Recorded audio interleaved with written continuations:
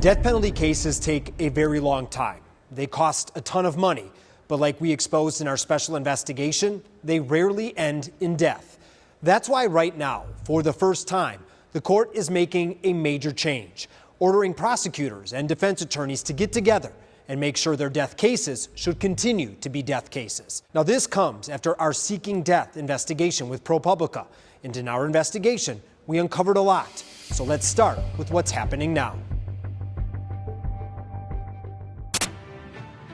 Developing tonight, the Maricopa County Attorney's Office is now pushing for the death penalty against Sincere Hayes and Cujo Young, two men accused of the murder of Mercedes Vega. It's the newest death penalty case in Maricopa County, and the court just issued a new ruling. It is ordered that counsel schedule and participate in a settlement conference within 24 months of the filing of the state's notice of intent to seek the death penalty. In other words, within 2 years, the two sides must meet and decide, should the case continue as a death case? Should it drop down to a lower level murder case? Or should they reach a plea deal? Well, you got a problem with your decision making. Something's wrong. Something is wrong. ABC15 and ProPublica have spent more than a year investigating Maricopa County death penalty cases. We discovered MCAO uses a secret committee to select them. They've picked hundreds of death cases, but only a fraction end in a death sentence. The cost? Hundreds of millions. Can we talk a little bit about how the case dragged on? Yes, please. What sort of impact did that have on your family? It still has an impact on us. We've discovered many cases went on for years, sometimes a decade, before death gets pulled off the table, deeply impacting victims' families, whether they wanted death or not. So do you feel like you've been denied justice? Yeah. In a written response, presiding criminal judge Jennifer Green says the goal is to encourage settlements when appropriate and provide a process for the settlement talks to happen. In future death penalty cases, after county prosecutors file a notice to seek death, the court will issue an order like the one you saw earlier in this report. Then, within the 2-year mark, current and retired judges will help conduct a settlement conference.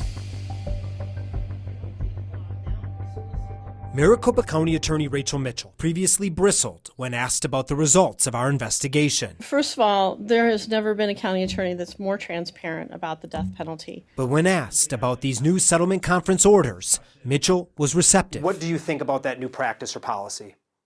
Well, you know, I'm for anything that would speed up this process. I'd have to look at the final version of that policy as far as what the expectations are. I mean, the bottom line is, if that's in death penalty cases, those are in cases where we think the death penalty is warranted.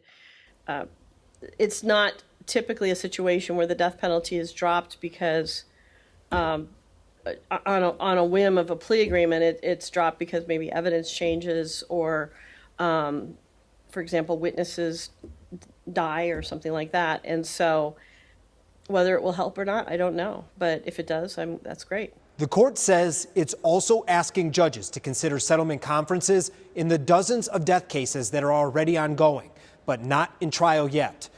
Bottom line, this is a notable change for a county that's historically sought death at one of the highest rates in the country. If you haven't seen our unprecedented investigation about Valley death penalty cases with ProPublica, you can find everything at abc15.com/seekingdeath. I'm investigator Dave Biskobing, ABC 15, Arizona.